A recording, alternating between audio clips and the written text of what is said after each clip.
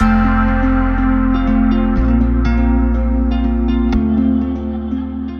name is the Revd Andrew Doye, and I'm fortunate enough to be the Rector of Westbourne and of the two small settlements of Woodmancote and Aldesworth. And here we're speaking from within the lovely church in the little hamlet of Woodmancote. It's a very dear church. It's been in existence for just over 125 years, and it's very special to the people hereabouts. It was sometimes called a tin tabernacle. It was a pre-formed kit, if you like, that was shipped down here from London, ready to be erected on site. And from those not so promising backgrounds, it's nevertheless become a very important thing to us in this locality.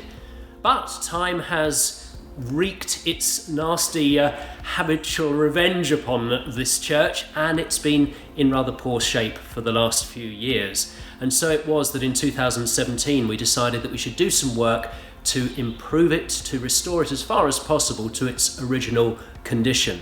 It wasn't going to be an easy prospect. There was work to be done and cost to be borne.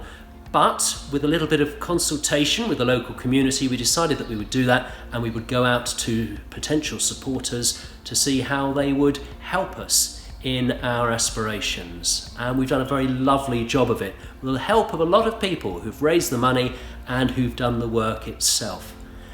I'm particularly pleased to see this church restored to something approaching its former glory. It's always going to be a small and intimate church, and we make no apology for that at all, but it's a small and intimate church now in very good shape, and we hope it will be increasingly a place of local community resource and of great pleasure and spiritual sustenance to the people of this little village. We had help from a number of financial supporters, and we have at least two of them with us here today, so I think it would be good to introduce them to you and hear how they began to support this project and what it means to them seeing the outworkings of that some many months on. One of the people without whom this whole project would probably not have got off the ground is Elizabeth Medler, who I have with me here today. And Elizabeth, I think, was absolutely essential to the fundraising side of this. Indeed, she kicked off the whole fundraising enterprise by a lovely sponsored cycle ride from this church to Chichester Cathedral, and some of our viewers may have seen that on social media at an earlier stage. That in turn inspired many others to support the project and really gave the whole community locally a sense of what could be achieved. So Elizabeth, it was delightful to have you playing such a part in it. You might be able to tell us a little bit of what this church at Woodmancote means to you. Well, I used to love to cycle here from my home, which isn't far from here. It always had a lovely homely feel, and it was just lovely to come and pray in such a quiet spot in a traditional church. I was saddened by the fact that it was that the windows were falling apart really, and the building was having, difficulties. And it was lovely to know that we could come together and restore it. And I'm absolutely delighted that it has been restored now, and that's largely due to many of you. And do come to the chapel, come to a service and see it for yourself. It looks absolutely beautiful, and it's lovely to see it now in such a pristine condition. Well, Elizabeth was absolutely key to that fundraising appeal and to establishing a good sense of a local drive behind it. Others have helped as well, amongst them the Havant Central Men's Shed, who took on a project that we set for them. We had an old cross out there that was very much falling to pieces. Again, the ravages of time had made it not fit for purpose. And they took this on as a project. They've fashioned a new cross. But more than that, they took the wood of the old cross and have made some very beautiful things of it, which I think you'll see on this video a little later. But one of the things they did was to make a number of candlesticks from the wood of the old cross, and it's my pleasure to present one of those to you, Elizabeth, now.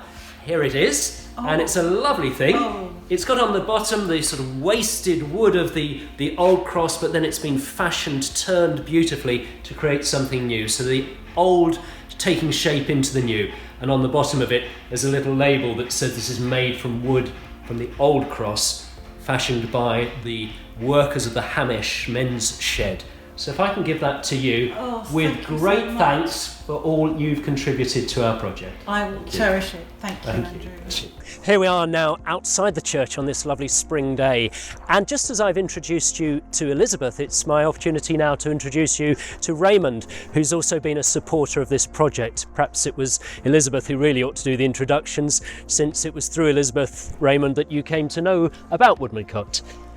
Tell us a little bit about your involvement in the project. Well, my involvement really stemmed from Elizabeth inviting me to make a contribution. She showed me a video, and the windows in particular were in a very poor state.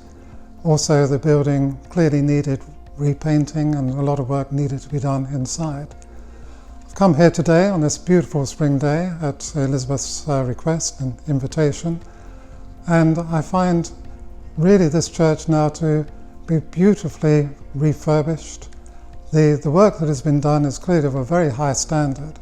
Outside, the green paint, the fresh green paint, looks to have been applied very well indeed. The windows now are of a very good quality. Gone has all the rot and the mess that was there previously. And also, when you come into this church, you feel very welcoming. It's a beautiful church to come into, with the wooden walls and the wooden floor. It's simple, but it's charming. It's lovely.